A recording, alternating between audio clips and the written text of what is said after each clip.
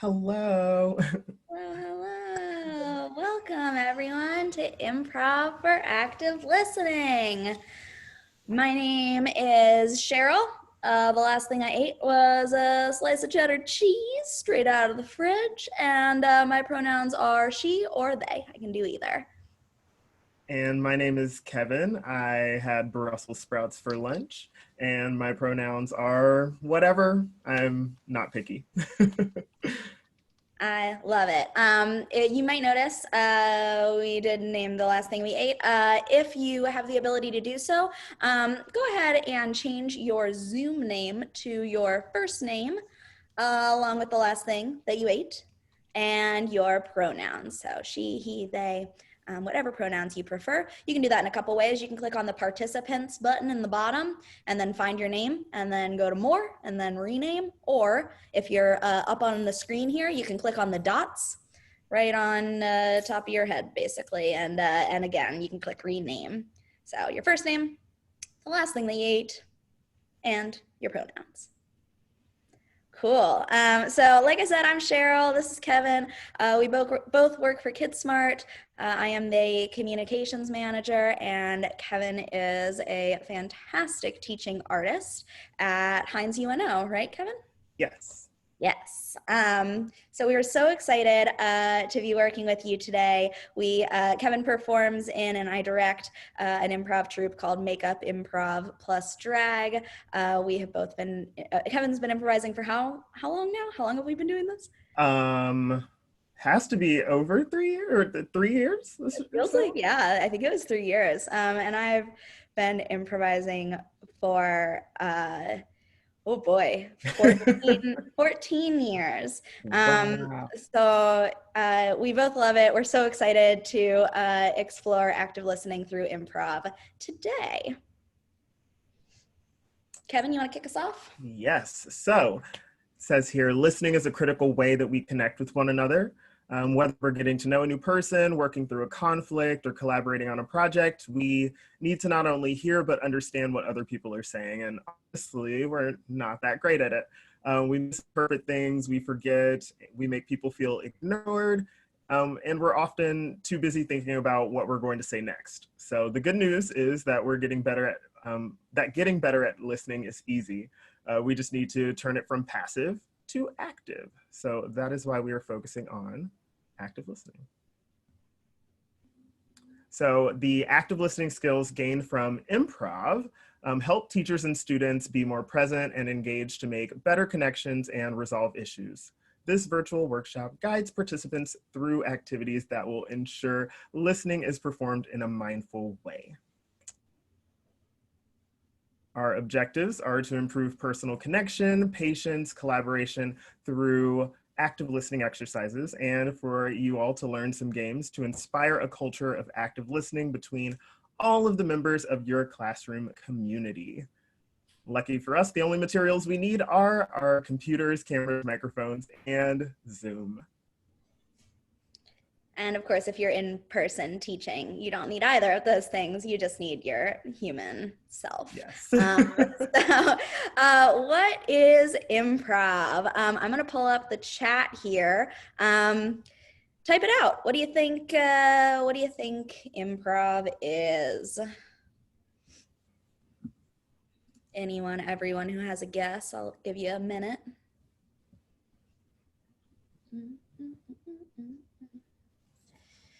And seeing reacting on the spot to others. Yep, spontaneous, exclamation point. Correct. All of these are right so far. Yes, Yes, and ooh, ooh. love it. We're gonna talk about that. Reacting in the moment to what's happening. Yep. Unrehearsed. That's a good one. I like that. Being open to changing directions. Yes. These are all amazing. You're all nailing it. Again, in the chat, let's just see. How many of y'all would consider yourselves improvisers? Or show of hands. Yeah, Or that show of works. hands. Yeah, if you're on We video. got a hand. I love it. I love it. Great. We also have some non-video participants. Some non-video, yes. Okay, great. There we go. Yep. Okay. So what is improv? Y'all nailed it. To improvise is to create, perform, or deliver something spontaneously or without preparation. So you're all improvisers. Everyone who considers themselves an educator who is in this space today is constantly creating and delivering things spontaneously or without preparation, because you certainly can't script your whole day. You probably can't really script, even 5 minutes of your day, right? So everything you're doing constantly is improvising. So you're already old pros. Don't need to worry about being good at improv. You're already totally nailing it. So a fundamental rule of improv, someone named it yes and, right? So yes is agreement. We agree on this, yes. And is an addition to the agreed upon terms. So yes, and here's something else that I have to offer. First, we must achieve a mutual understanding. That's the yes. And that can only happen if we're actively listening to each other. And then as we build upon that foundation, we have to continue listening super closely so we don't miss any important details, or in improv, we call those gifts that the other improviser adds to the scene, right? So if Kevin and I are in a scene and Kevin says, I'm making a sandwich, do you want any? I might be like, yes. And I actually happen to have a whole turkey outside that we can cook, right? Now all of a sudden we are gonna cook this entire turkey to make a sandwich. So it's an agreement upon it, right? I didn't say, no, I'm allergic to sandwiches and you're rude for asking me if I want one, because that just stops everything dead in its tracks. There's nowhere we can go after that, right? So we're gonna keep in the back of our minds as we play these games today, yes and. And that goes into our participant agreement. We agree to enter this workshop with the firm intention to support everyone in the space, including ourselves. This means we'll be focused. Let's try to, set those phones aside for the next hour. We'll not put pressure on ourselves or on each other. We're going to respect each other's boundaries. So obviously in person, that means one thing, but on Zoom, really making sure that we're respecting each other verbally. And we will have fun together. So this all means that we are going to be calling on people. We want you to play. We want you to play these games. It's really important to play them for a couple of reasons. One, it's so much fun. But also, once you play it, it gets into your body, and it makes it that much easier to play these games with your students, right? If you just sit and watch or just read our resource packet, which we'll share at the end, you'll definitely get a feel for what the games look like, but actually participating in them is super important, both today and with your kiddos. So know that when we're going to be calling on people, please do join us. If you have the ability to turn on your camera and your microphone, we would love for you to play. Am I missing anything, Kevin, before we get started? Nope, sounds great to me. Cool beans. All right, so we're going to start with sound circle. Let me see, how many people do we have here? I think maybe, yeah, let's split the group in half. So let's get 5 people up. So when I say up, I guess I mean on stage, which means you're gonna turn on your camera and your microphone. If you're off stage, you have your microphone and your camera turned off. So if your camera is already on, let's see, we've got Jackie Brownie, we've got Courtney Quinoa, we've got Susan Watermelon, we've got Tracy Carrot Stick, and we've got Christy Soup. I'm gonna ask Becky Orange and Odile Fried Rice to just go off stage for this round, and we'll bring you on in the second round. Cool, all right, great. Got our folks. All right, so sound circle is played like this. We are going to create a circle, which obviously in person means circle up. In Zoom, it means we have to do a little bit of alphabetizing. So maybe Kevin, can you get in the chat and look at everybody's names and put them in alphabetical order? That way we'll have a little. I think this is correct, but I was moving fast, so. Oh, wow. Okay, let's just do the folks who are on the screen at this very second. I'm sorry about that. That is valid. Yeah, I think it'll just be easier to do this in 2 rounds rather than have everybody up all at once. So let's see, yeah. It looks like that would be Courtney, Jackie, Christy, Susan, Tracy. Is that true? I think that's how All alphabet. right, if you could type that out, that would be awesome. Oh, and throw me in there too, I'll play. Great. Okay, so sound circle is played as such. Everyone is going to contribute a sound to the sound circle, and you are going to hear your sound repeated back. The trick is that you can only share your sound when it's your turn. And in order to share your sound, you have to repeat back in order all of the sounds that came before you. Okay, so this is a great nonverbal way to get students out of their heads and really focused on each other's contributions. It can be played with as few as like 3 people or with your whole class. I'll say bigger groups work great in person. We're splitting y'all up today because over Zoom it just gets a little bit trickier. The order is, I will go first, then we've got Courtney, Jackie, Christy, Susan, Tracy. That order is in the chat, so if you forget, it's right there. You are going to contribute a sound, make it unique. If someone before you contributes a sound that's really similar to yours, go ahead and switch it up. Do a different sound when it's your turn, okay? Remember, you're going to repeat everyone's before you go, okay? So I'll contribute the first sound, and then Courtney is gonna do my sound and contribute Courtney's sound. Does that make sense? Yeah. And then we'll keep it going. All right. If you have any questions, we're going to try to keep this game totally nonverbal. So if, let's say, you forget a sound, you know another sound comes, and you just can't remember what it is, just do a little shrug like this, okay?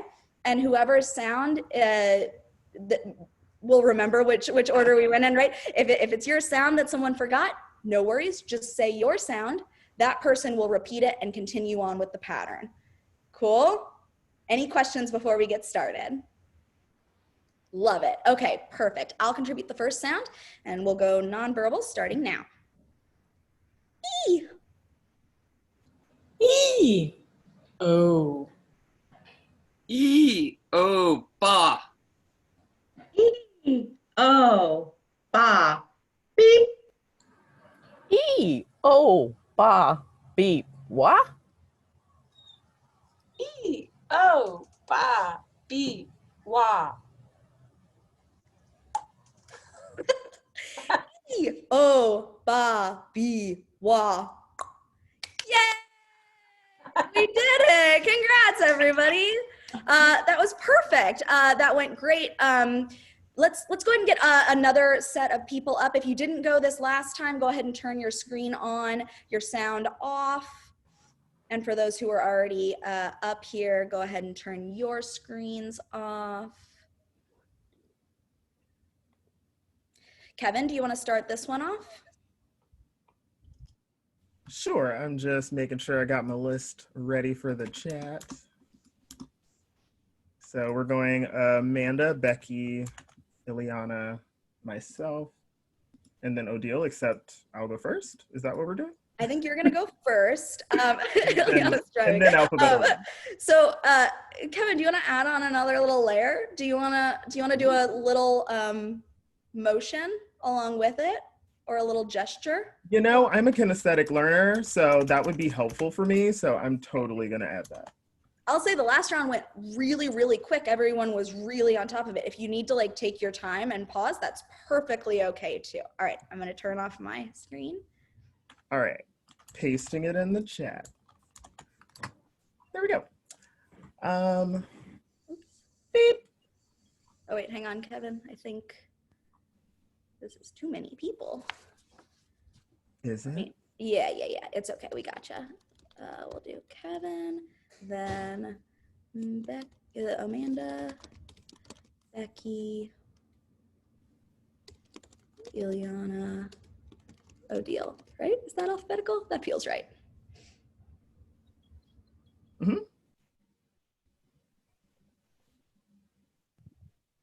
Are we ready? Yeah. All right, let's go. Beep. Beep. Ah. Beep. Oh. Oh.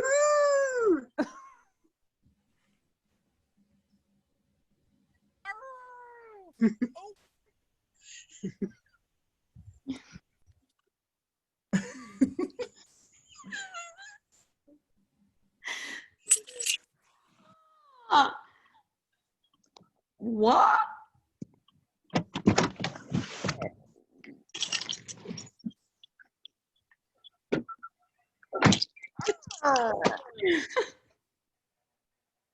Help her out. I couldn't hear it. I heard beep and ha. Yeah, I couldn't hear them. Becky, will you repeat yours? Oh.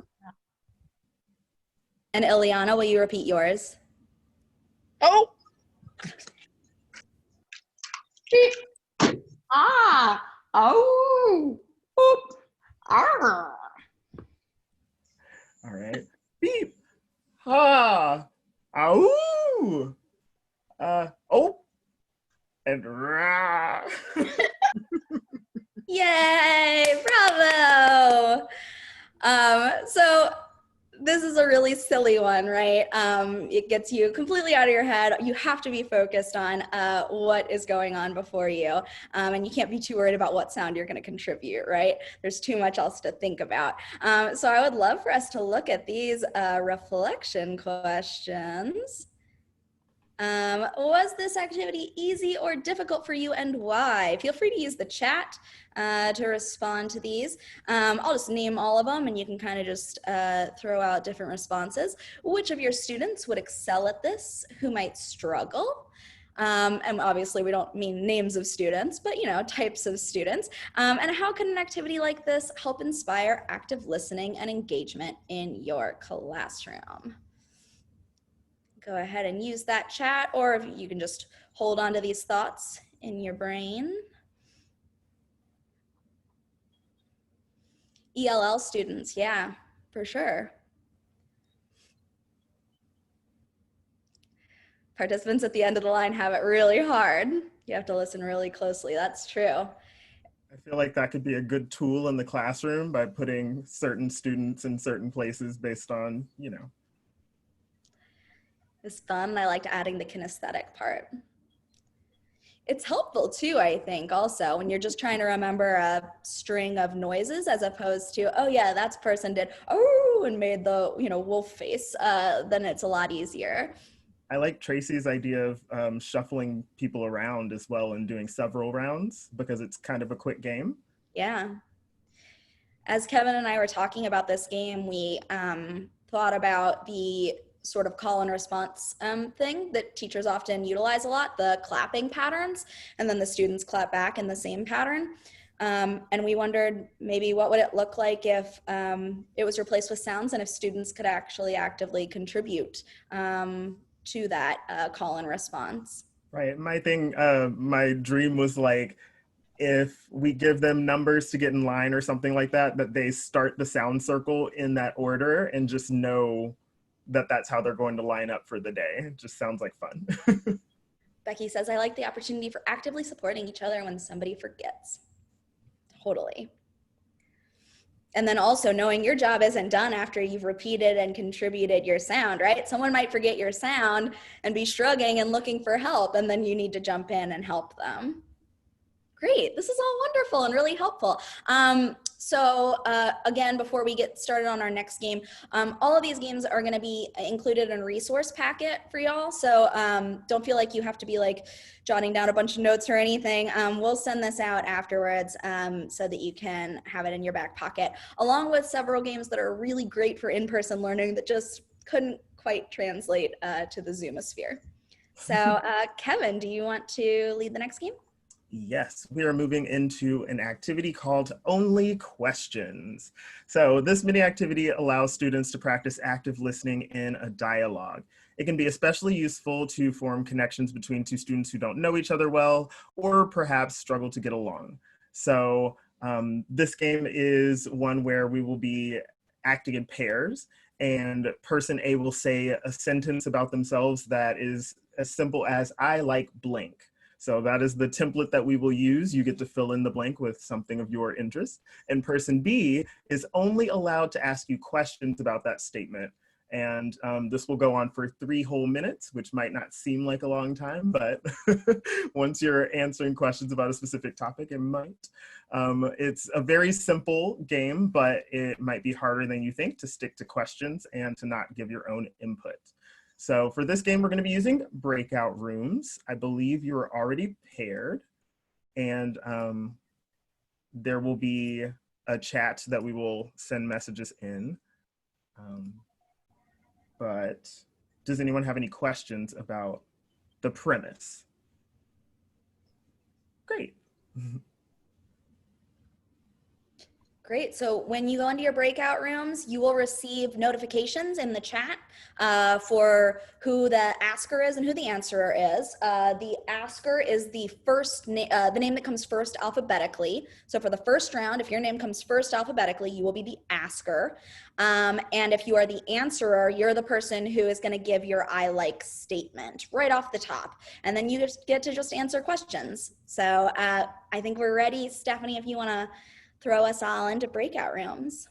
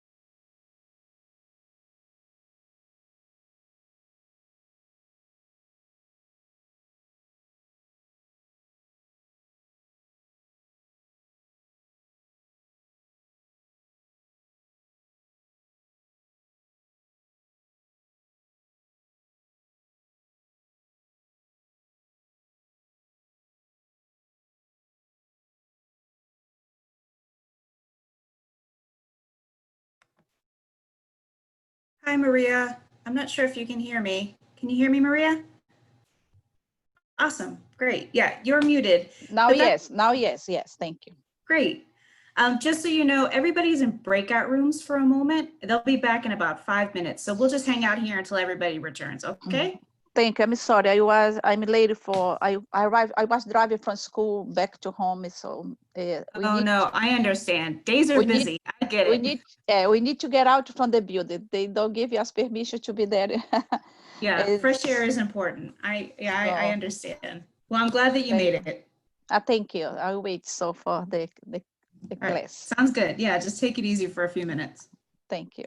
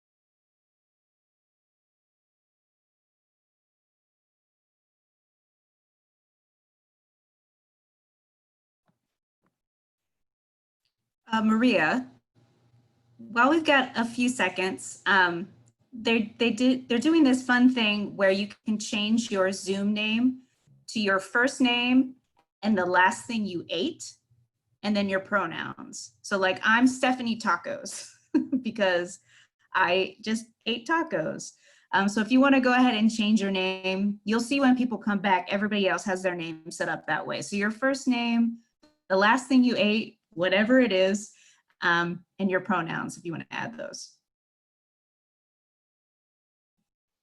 Oh, you're muted.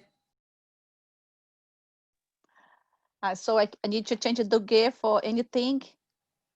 I keep To it like anything. Maria something.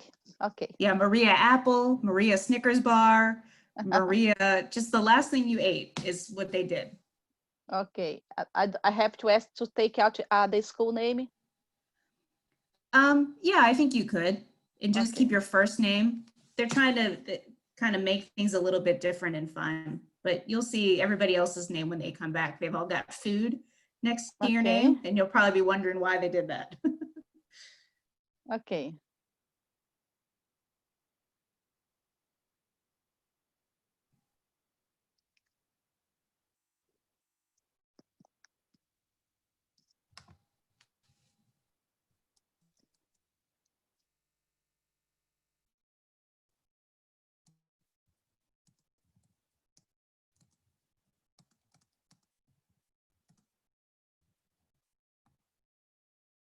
Maria Donuts, you're definitely a teacher if donuts is the last thing you ate.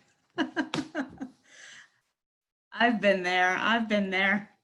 Oh, I love donuts. I love them too, but they always seem to show up in the break room for some reason.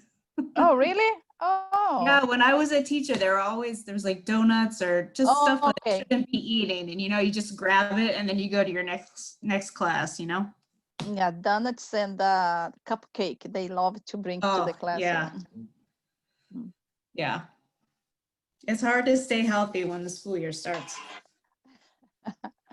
Yes, every Friday. Okay, we have a rule in the school, ISL, so they cannot bring anything other day, just any Friday, just Okay. Fridays. The end of the day, 3:30 p.m. Before the parents need to talk to us, of course, because we don't want too much sugar over there. So Right. yes. That's funny. So it's like a free for all. Mm-hmm. All right. I think people are coming back, so we should go ahead and get started with the second part. It was Okay. nice to get a chance to chat with you. Thank you.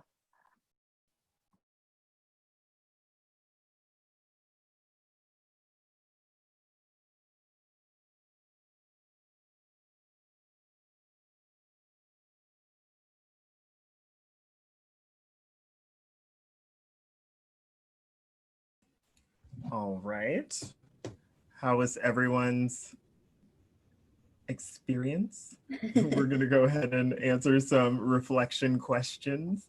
The first one is, what did you learn by asking questions and listening to your partner that you wouldn't know otherwise? How might this exercise be useful in situations of conflict? And how might this exercise be useful to reinforce academic content? You can sound off in the chat with any ideas, or if anyone would like to share out, you can just raise your hand and we'll scroll through and let you talk.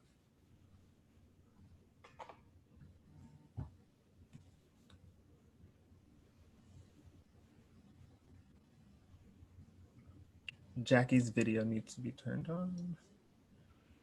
Great for getting to know each other at the beginning of the year. Values, better listening, and personal connection, relationship building.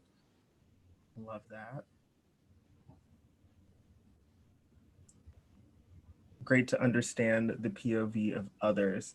Yeah, I was thinking about an extension because I'm always thinking of how to integrate with different subjects. And I was thinking about asking questions from the perspective of a character in a book or a historic figure. And you have to answer those questions as that person would or something like that.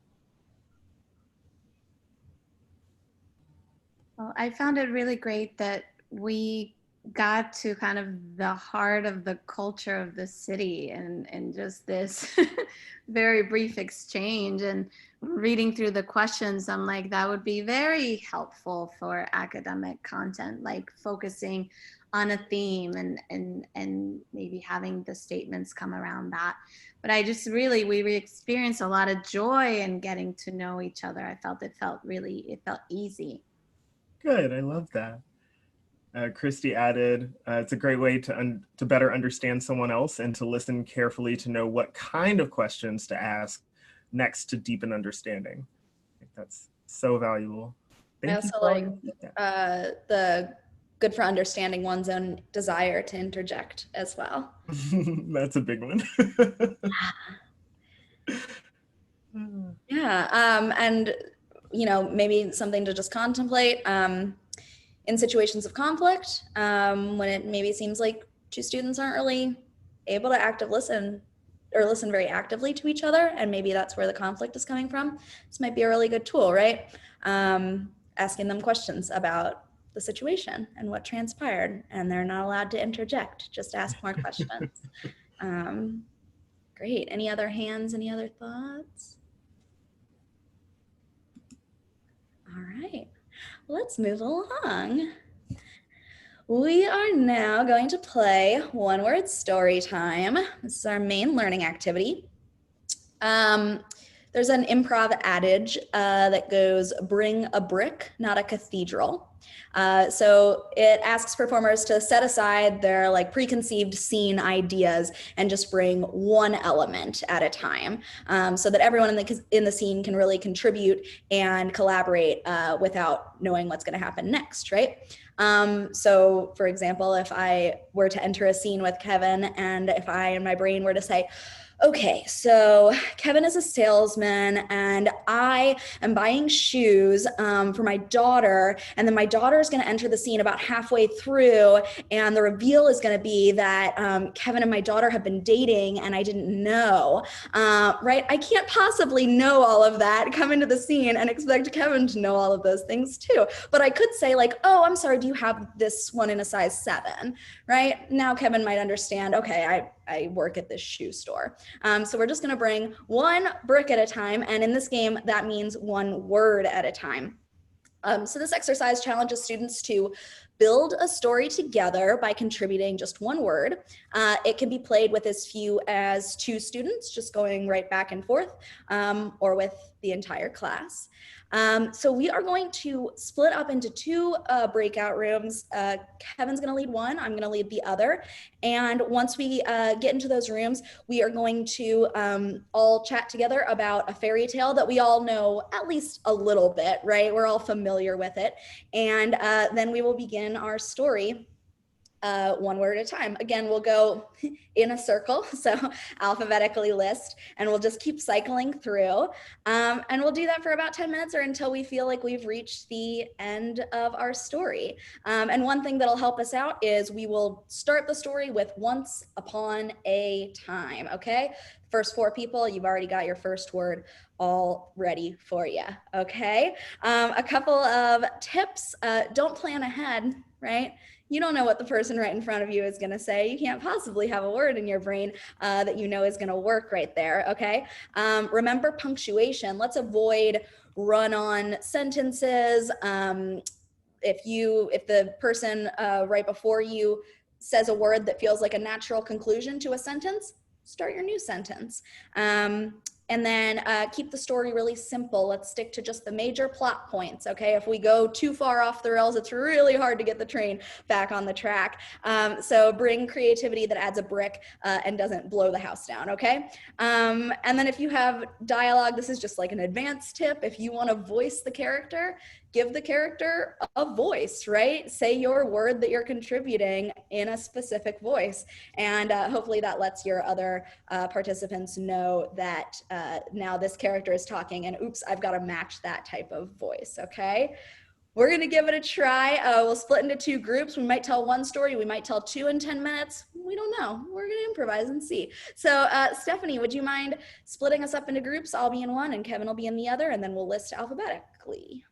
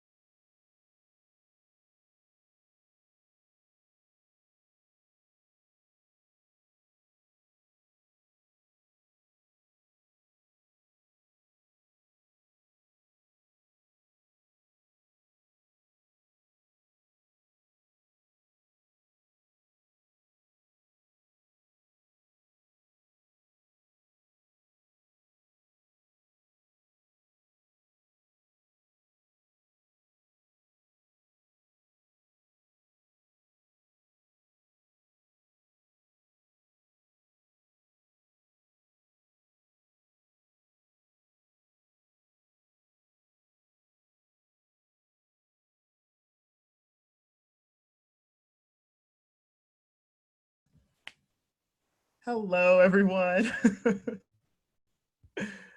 Hope you had a fun story time adventure. I know we did.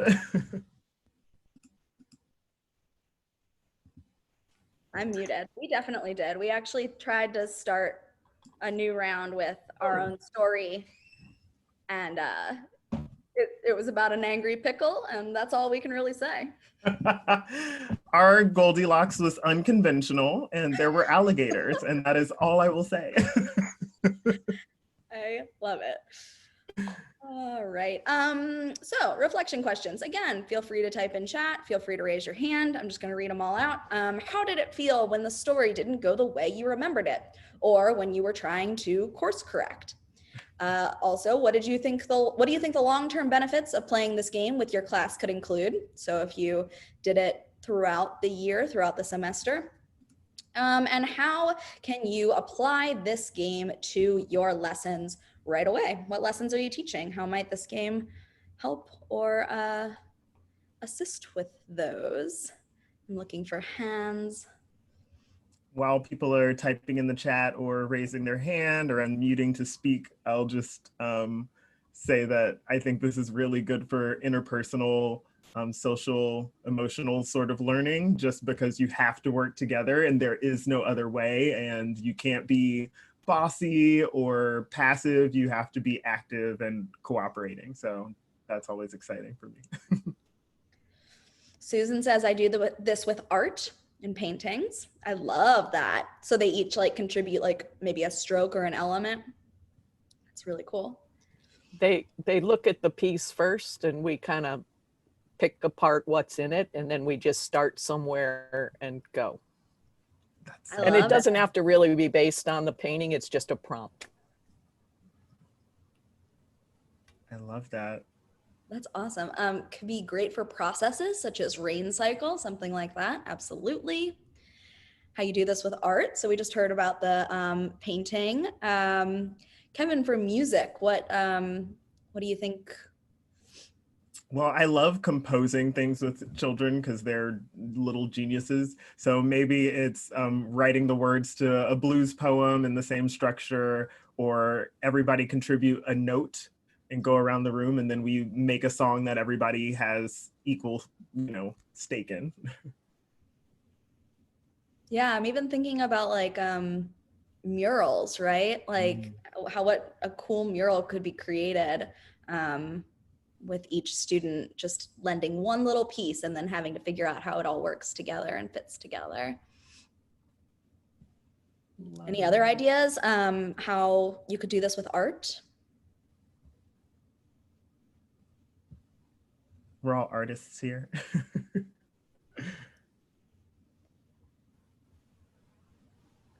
Tracy says a review of a book you just read.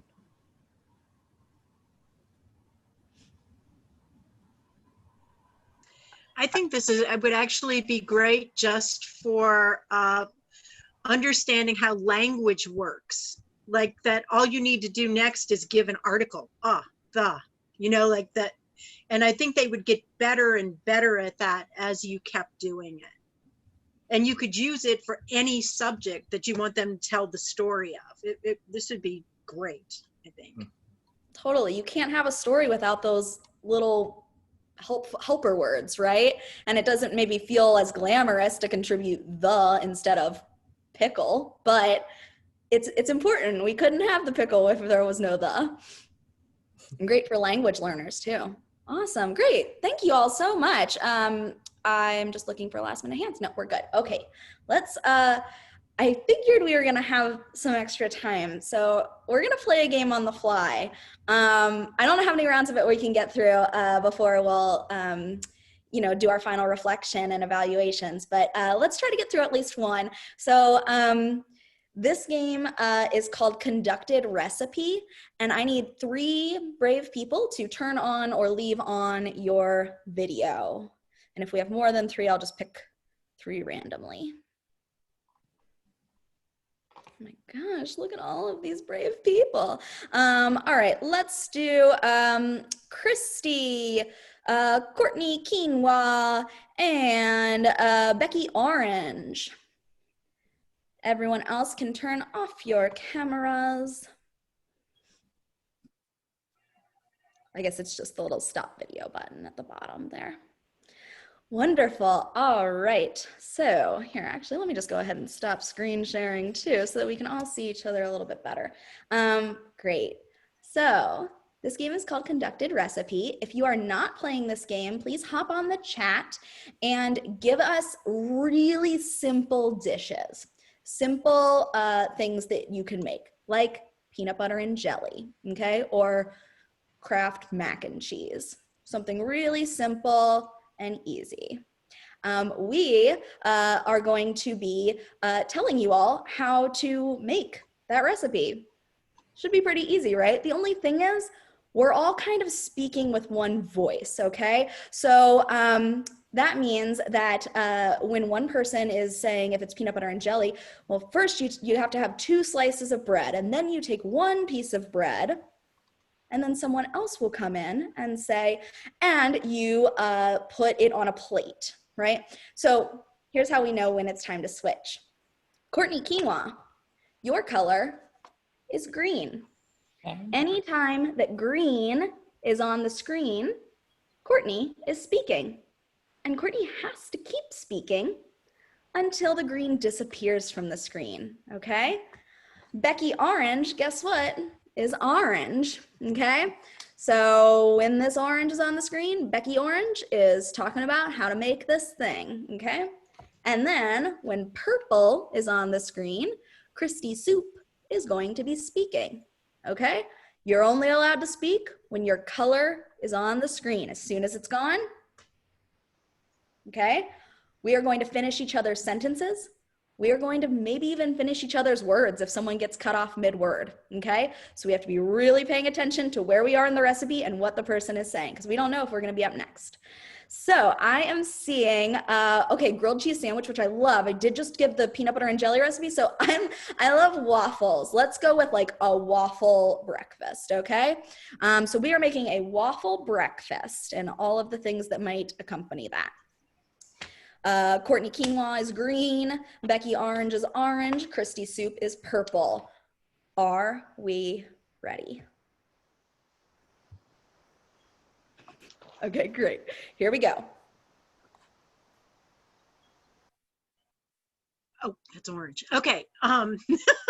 So the first thing you want to do is you want to get your ingredients together, which would be milk, flour of your choice, some butter would. Butter is great. And then you want to maybe get some oatmeal and sit that in the milk for a while, let it get all nice and soft. And then you put in like some baking.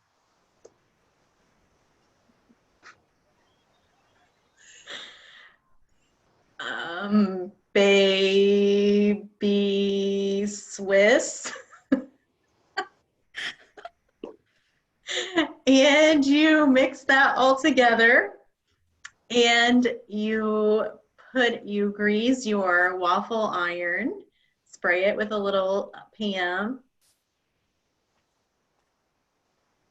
And of course, don't forget to heat up the waffle iron so that when you pour it in, it doesn't just sit there, but it does begin to form. Oh.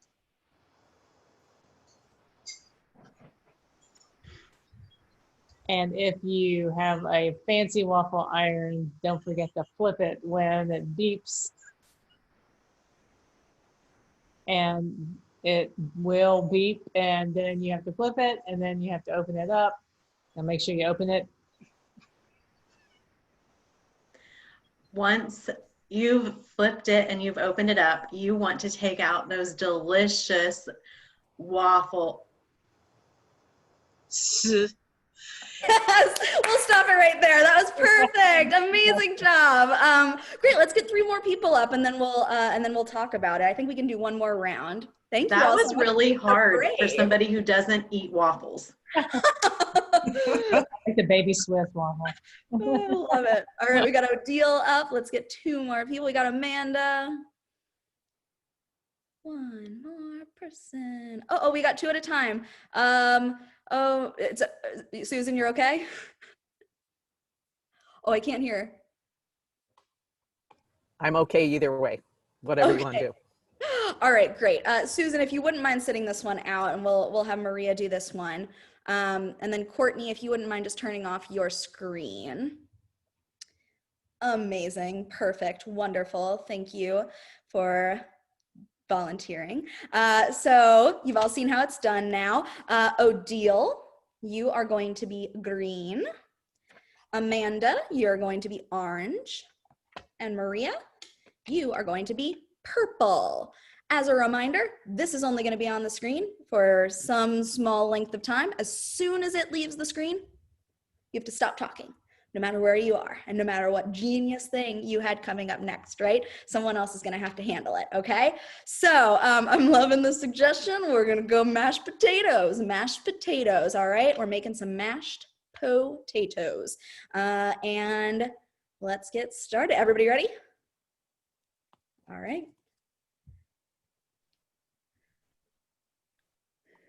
So I had to go to the grocery stores and stock up on all the ingredients. I wanted to make sweet mashed potatoes today. So I went ahead and got the potatoes, and then I thought, Well, I thought it was easily to find a nice and good potatoes, because when you are choosing for the potatoes, cannot be any potato. You need to look for the potatoes very little hard, cannot be like a brown color, cannot be like mashed. You need to be nice potato. And it's really good if you get them really big, like 1 or 2 or maybe 3 really big potatoes rather than like the tiny little potatoes, because then you don't have to spend so much time with those really intricate. so then, you know, you're gonna bring the potatoes home, and then I thought maybe some onions to kind of put at the base, and then I'm going to start then the peeling process. So then I get a Before the peeling, you need to put in the water and put some vinegar in the water to hygienize. I don't know how to say this word in English, but you need to clean up the potatoes very well. So use the water and some kinds of vinegar. Yeah, so then, you know, once everything's all in there nice and juicy and cleaning up really well, and it doesn't have the dirt kind of taste there anymore, then once they're soft enough, then when you start to peel. And I really like to have a very sharp peeler if possible.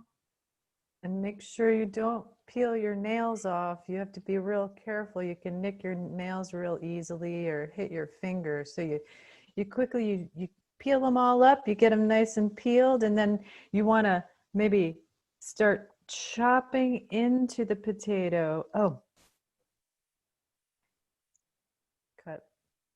And then put the water before, okay? Before all this process to clean up and peel, put the water to boil. That time the water is going. And then once the water is boiling, then You let them cook. so you're gonna be letting them cook, and Boil. and then I'm thinking you have a pan on the other hand, and then you're maybe going to mix up some of your onions and your kind of your spices and your things that maybe you're gonna want to put into the potato later. Jalapenos. Yeah, and some people really like to maybe use butter or oil or that kind of stuff. Oil. I think it's good oil. Yes, some salt, little salt. Yay, A little great salt. job, bravo. Threw a little extra bonus thing in there for you. Let's see, we've got time. Three more up. Let's try to do a sort of lightning round of this now that you're all pros. Let's get Susan up since Susan had to. I just want to say this is very entertaining. All right, we got Susan. Who else hasn't gone? Boop, boop, boop. Ileana. Anyone else? Last call, otherwise Kevin can join. All right, Kevin, you're in. All right, lightning round. I'm gonna be merciless, okay? So be sure that you are closing those lips as soon as your color disappears from the screen. Susan Watermelon, you are gonna be orange. Ileana Flan, you're green. And Kevin Brussels Sprout, purple. All right, we got our colors. We know what's happening. Guess what we're making? We're making tacos, okay? So whatever that means to you, however you prepare tacos. There are no wrong answers. We're gonna just continue with what the last person finished with. All right, here we go. Everybody ready? Excellent. Today, we are making tacos for lunch. So the first thing you have to do is you have to get your mise en place in place. Everything ready. So you need the plates, you need some stirring tools. You particularly need what kind of taco shell you're going to use. Which is definitely going to be soft because we want soft tacos. So in addition to the soft taco shells, you're going to need your meat, your vegetables, your and you know, we have a bunch of people here for lunch, some of whom don't eat meat, so we're going to have, you know, like a separate station for the meat and separate for the veggie. And the veggies that we're going to get today are going to be zucchini, squash, onions, peppers, and definitely tomatoes, which I still think are vegetables. You can't convince me that's a... And I'm going to put a little cilantro on the side because I know some people love it and some don't. So I'd like to make a little variety. So hopefully you don't think cilantro tastes like soap. We also have to decide what kind of cheese we're going to be putting on top of the tacos. Which is up to you. I prefer a blend. I prefer blended, but some people don't like that either. And that's okay. We also have to prepare. We also have to prepare a little side dish, which I think some salad would be good. Or you could just make taco salad. So let's cook the tacos. Together. Yay! Bravo, everyone. Oh, what a joy. That game's just so much fun. But it really does require quite a lot of listening. I wasn't sure if this was going to work on Zoom. It worked way better than anticipated because y'all are brilliant, brilliant improvisers. So if everybody wants to just hop back on the screen, we are going to do our final reflection. Kevin, do you want to kick us off? Sure. So it says here, the rules of improvisation are just good manners, which is what you have all exhibited here. So thank you for that. When we allow our students to improvise with each other, we get to witness their immense creativity while building other skills like collaboration, mindfulness, empathy, patience, problem solving, and of course, active listening, which is good manners. And when we as adults improvise with them, we get to strengthen our connection under a new power dynamic. Through our sounds, questions, or words, everyone gets an equal opportunity to contribute. And as long as we are listening, we can build something out of nothing together.